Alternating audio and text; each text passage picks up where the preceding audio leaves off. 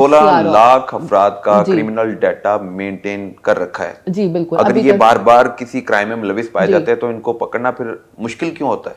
Daily देखें, लाहौर की जो डेली एवरेज रजिस्ट्रेशन है एफआईआर्स की, वो तकरीबन 900 से 1000 है।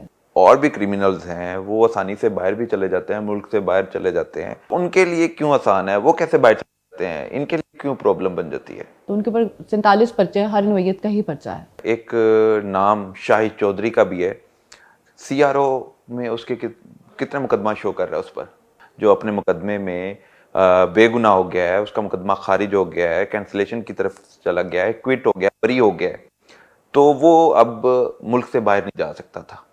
उसके लिए सीआरओ ने अब क्या रिलैक्सेशन दी है, बड़े लोगों के लिए ये खुशखबरी भी है, ब्रेकिंग भी है। अस्सलाम वालेकुम, मेरा नाम हमाद असलम है, आप मेरा वीलॉग देख रहे हैं। मेरे साथ एसपी सीआरओ अकीला नियाज मौजूद हैं।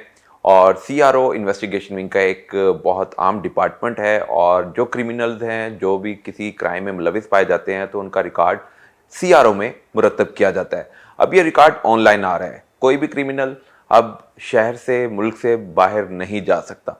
उसका रिकॉर्ड मुरतब होने की वजह से अब उसको फेस करना पड़ता है और पुलिस को जस्टिफाई करना पड़ता है कि वो बरी हो गया है, वो बेगुनाह हो गया है, वो उसका मुकदमा खारिज हो गया है। इस हवाले से हम जानते हैं कि सीआरओ मैम कर क्या रहा है, सीआरओ है क्या, लोगों को नहीं पता। अगर वो कोई क्रिमिनल एक्टिविटीज में मुलविस पाए जाते हैं तो उनको क्या क्या फेस करना पड़ता है? जी, हमारा सीआरओ क्राइम रिकॉर्ड ऑफिस है, और ये लाहौर पुलिस का जो सीआरओ ऑफिस है, इसमें हमारे पास पूरे पंजाब का डेटा है। इसी तरह से दीगर ज़िलों में भी हैं सीआरओ के ऑफिसेस, और ये सारे ऑफिसेस कनेक्ट होते हैं आईजी ऑफिस से, जहाँ पे डीआईजी आईटी जो हैं, डीआईजी इंफॉर्मेशन एंड टेक्नोलॉजी, उनके थ्रू हम अपना रिकॉर्ड मेंटेन करते हैं। इस ऑफिस में हम जो भी लोग किसी भी पर्चे में या किसी भी केस में मुद्दई हों, विटनेस हों, ज़मानती हों या मुलजिम हो, उन सब का हम रिकॉर्ड मेंटेन करते हैं। यहाँ पर हमारे पास उनके फैमिली की डिटेल से लेकर उनके जो भी ज़ेर इस्तेमाल मोबाइल सिम्स हैं, वो भी हमारे पास रिकॉर्ड में मौजूद हैं। फिंगरप्रिंट्स की बात करें तो 16 लाख लोगों का डेटा फिंगरप्रिंट्स की सूरत में हमारे पास है। लाहौर पुलिस के जी पास लाहौर, सीआरओ जी ऑफिस में लाहौर पुलिस 16 सीआरओ। लाख अफराद का जी क्रिमिनल डाटा मेंटेन कर रखा है। जी बिल्कुल अगर अभी ये तक। बार बार किसी क्राइम में मुलविस पाए जी जाते हैं तो इनको पकड़ना फिर मुश्किल क्यों होता है? नहीं, मुश्किल नहीं होता। अगर अगर कोई वारदात हुई है और उसमें फिंगरप्रिंट आते हैं जो इनमें से किसी के हैं, जो हमारे पास डेटा मौजूद है, तो वो तो बड़ा आसानी से हम ट्रैक कर लेते हैं। जो नए ऐड होते जाते हैं, वो तो डेटा बैंक में एक इजाफा, जो एक कॉन्टीन्यूस प्रोसेस है, वो तो हो रहा है। लेकिन इसमें जो पुराने लोग हैं, जो बार बार वारदातें कर रहे हैं, जिनको रिपीट ऑफेंडर्स कहा जाता है, तो वो बिल्कुल आसानी से पकड़े जाते हैं। बिल्कुल ठीक है। तो अब कोई नई पॉलिसी आई है कि जो भी शहरी या मुस्लिम जो अपने मुकदमे में बेगुनाह हो गया है, उसका मुकदमा खारिज हो गया है, कैंसिलेशन की तरफ चला गया है, क्विट हो गया, बरी हो गया है, तो वो अब मुल्क से बाहर नहीं जा सकता था। उसके लिए सीआरओ ने अब क्या रिलैक्सेशन दी है, बड़े लोगों के लिए ये खुशखबरी भी है, ब्रेकिंग भी है, बताइए यार। जी, खुशखबरी ये है कि आईजी पंजाब डॉक्टर उस्मान अनवर ने ये इनिशिएटिव लिया है कि पहले लोगों का जब रिकॉर्ड बन जाता था तो वो बन जाता था, उनका सर्टिफिकेट करेक्टर जो बनता है उसमें वो आता ही आता था, चाहे वो बरी भी हो गए हों। अब आईजी साहब ने इसमें ये इनिशिएटिव लिया है कि उन्होंने एक स्टैंडिंग ऑर्डर जारी किया है, 2/24 उसका नंबर है, और उस स्टैंडिंग ऑर्डर की रोशनी में 4 कैटेगरीज हैं जिनमें अगर आप फॉल करते हैं तो आपका जो रिकॉर्ड है वो करेक्टर सर्टिफिकेट पर नहीं आएगा, वो वहाँ चार से मार्क्स कैटेगरी कट क्या है? जाएगा। उसमें एक है कि अगर पर्चा खारिज हो चुका है, फर्स्ट ये है। सेकंड ये है कि अगर कोर्ट से आपको बरी कर दिया गया है, जिसको एक्विटल कहते हैं। तीसरा ये है कि अगर आयु जो तफ्तीशी अफसर है उसने अपनी तफ्तीश में बेगुनाह कर दिया उस बंदे को, तो थर्ड ये कैटेगरी है। और फोर्थ ये है कि अगर आप कोर्ट से बेगुनाह हो जाते हैं, डिस्चार्ज हो जाते हैं। तो ये चारों जो कैटेगरी के लोग हैं, इनका जब करेक्टर सर्टिफिकेट बनेगा, चाहे वो तालीमी मकसद के लिए बने, जॉब लेने के लिए बने, तो उसमें उनका कोई रिकॉर्ड नहीं आएगा। पहले रिकॉर्ड आया करता था जिससे लोगों को वीज़ा में प्रॉब्लम्स होती थी, जॉब मिलने में मसला होता था, लेकिन अब ये चारों कैटेगरीज जो मैंने आपको बताई हैं ये अपीयर नहीं होंगी। ठीक है जी, तो ये एक तरह से खुशखबरी है। लोगों को चाहिए कि अब अपना ये अपडेट करवाएं हमसे सिस्टम में भी, और साथ साथ अगर किसी को कोई प्रॉब्लम आता है तो वो ज़रूर आए, हम उसका साथ साथ ये इनिशिएट कर देंगे। कितने दिनों का ये प्रोसीजर होगा अगर वो खारिज करवाना चाहता है, अपना जो स्टेटस है वो क्लियर करवाना चाहता है? अच्छा, स्टेटस इसमें क्लियर नहीं होगा। मेरे रिकॉर्ड में जो पुलिस का रिकॉर्ड है हमारे पास रहेगा, क्योंकि एफआईआर जो एक परपेचुअल रिकॉर्ड है, और पुलिस रूल्स कहता है कि एक एफआईआर की जो लाइफ है वो 200 ईयर्स है, 200 साल। ठीक है, तो हम उसको ये नहीं कर रहे कि वो इरेज कर रहे हैं, हम उसको मास्क कर रहे हैं। क्यों कर रहे हैं मास्क? लोगों के फ़ायदे के लिए, कि अगर वो बाहर जाना चाहते हैं तो माइनर ऑफेंसेस में या अगर किसी भी जुर्म में वो बरी हो रहे हैं तो वो उनके लिए आगे हिंड्रेंस ना बने। जो भी एप्लीकेशन मेरे ऑफिस आएगी या डायरेक्ट भी दी जा सकती है, सीनियर ऑफिसर्स के थ्रू भी दी जा सकती है, मेरे ऑफिस आने के बाद से 3 से 4 दिन में हम उसको अपडेट करा देंगे। ठीक है, तो ये प्रैक्टिस अब स्टार्ट हो चुकी है, जी, 3 से 4 दिन में वो जी, बंदा क्लियर हो रहा है जो जी। भी उस पे झूठा पर्चा हुआ था या कोई मुकदमे में इन्वॉल्व था तो उसको बेगुनाह लिख दिया गया, तो वो तफ्तीशी अफसर का क्या किरदार होगा? तफ्तीशी अफसर का इसमें कोई किरदार नहीं। अगर उसने उसको बेगुनाह लिखा है तो और कोर्ट ने इस चीज़ को एग्री किया है कि बंदा बेगुनाह है, तो उस कोर्ट के रिकन्सिलिएशन के साथ हम उसको फिर अपने मार्क्स करेंगे रिकॉर्ड में। ठीक है, तो जो और भी क्रिमिनल्स हैं वो आसानी से बाहर भी चले जाते हैं, मुल्क से बाहर चले जाते हैं, बड़े बड़े नाम भी हैं, बड़े बड़े छोटे बड़े सारे मुलजिम हैं, तो उनके लिए क्यों आसान है? वो कैसे बाहर चले जाते हैं? इनके लिए क्यों प्रॉब्लम बन जाती है? नहीं, ऐसा नहीं है, आसान तो उनके लिए भी नहीं है। कोई ना कोई 2 नंबरी ज़रूर लगती है। जो सिस्टम है उसमें ऐसी कोई प्रोविज़न नहीं है। सिस्टम देखें सबके लिए एक जैसा है। अभी जो इनिशिएटिव जैसे आईजी साहब ने लिया, अब दैट इज़ फॉर एवरीवन। वो ऐसा नहीं है कि किसी के लिए है और किसी के लिए नहीं है। तो इसी तरह से सिस्टम में ऐसे कोई वो नहीं है, लेकिन जिनकी आप बात कर रहे हैं कि जो लोग बाहर चले जाते हैं तो ज़रूर वो कोई ना कोई 2 नंबरी उसमें इन्वॉल्व होती है। तो उसमें भी जब उनकी ट्रैवल हिस्ट्रीज निकलती हैं तो हम उसको भी चेक करते हैं साथ साथ। तो हमारा सिस्टम किसी को कोई रिलैक्सेशन नहीं देगा।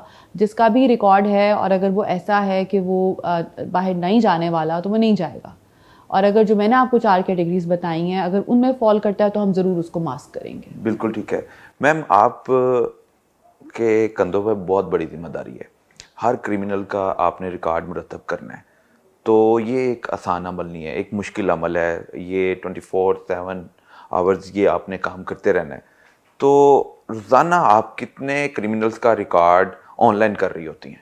डेली देखें, लाहौर की जो डेली एवरेज रजिस्ट्रेशन है एफआईआर्स की वो तकरीबन 900 से 1000 है, सारी मिलाकर, हर तरह का जुर्म मिला के।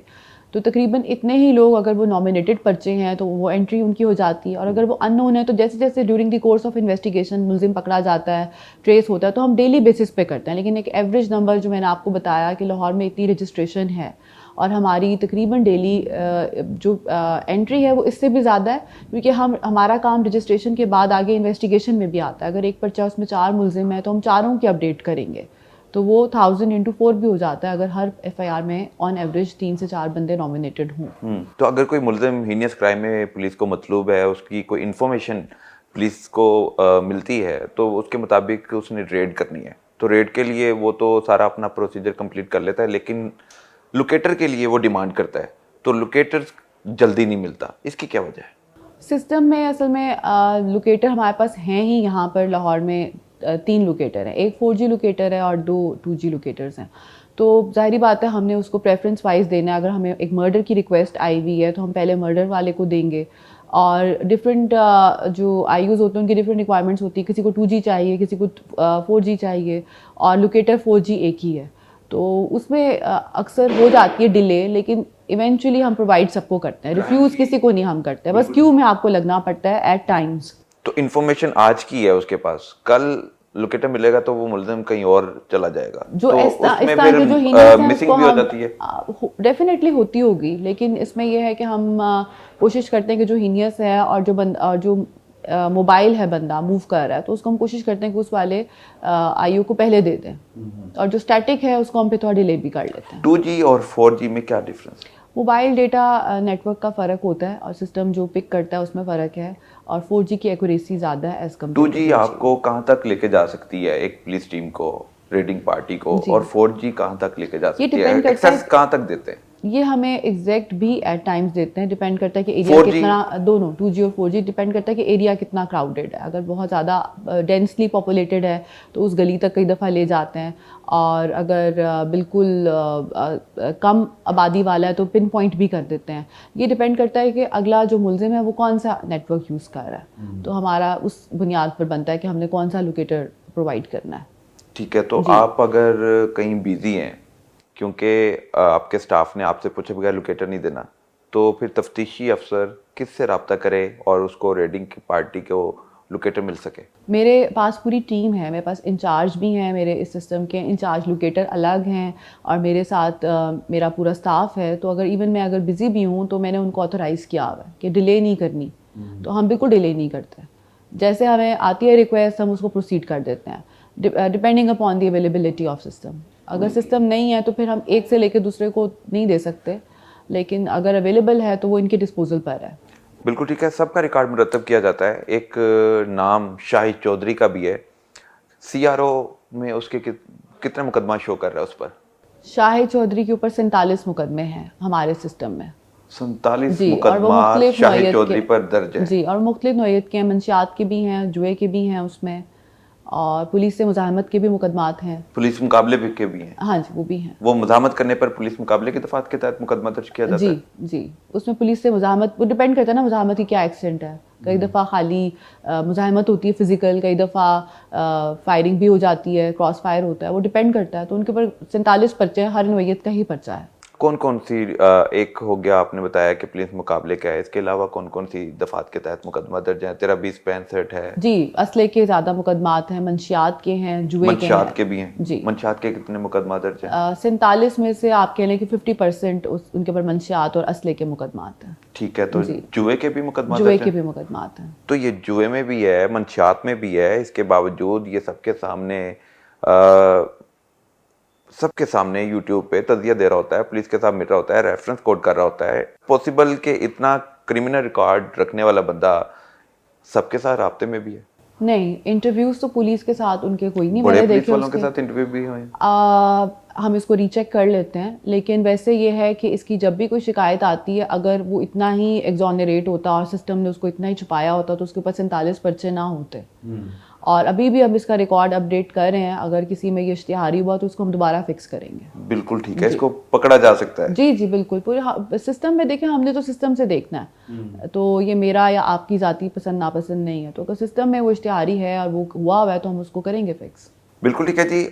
एसपी सीआरओ अकीला नियाज से हम गुफ्तगू कर रहे थे और उनका कहना है कि जो शहरियों के लिए खुशखबरी है वो ये है कि अगर उस पर मुकदमा दर्ज हुआ है या झूठा मुकदमा दर्ज हुआ है या मुकदमा कोई क्राइम में वो मुलविस है और उसका नाम दे दिया गया और वो फिर बाद में बेगुनाह हो गया है, मुकदमा खारिज हो गया है, अब अपने करैक्टर सर्टिफिकेट में उस क्राइम को नहीं देख पाएगा और उसको पुलिस की तरफ से रिलैक्सेशन दे दी गई है। और ये सब आईजी पंजाब की तरफ से इनिशिएट लिया जा रहा है। और जो तालीम के लिए, जो जॉब के लिए मुल्क से बाहर जाना चाहते थे, उनके लिए ये एक बड़ी ब्रेकिंग और खुशखबरी भी है। अब जो लोग मुस्तफीद होना चाहते हैं वो सीआरओ ऑफिस में राब्ता कर सकते हैं, एक एप्लीकेशन लिखेंगे जिसके बाद पुलिस कार्रवाई अमल में लाएगी और कवरिंग लेटर लगाने के बाद सीआरओ में उसको रिलैक्सेशन देते हुए करैक्टर सर्टिफिकेट में कोई भी मुकदमा शो नहीं होगा। लेकिन ये नहीं हो सकता कि आपका मुकदमा ही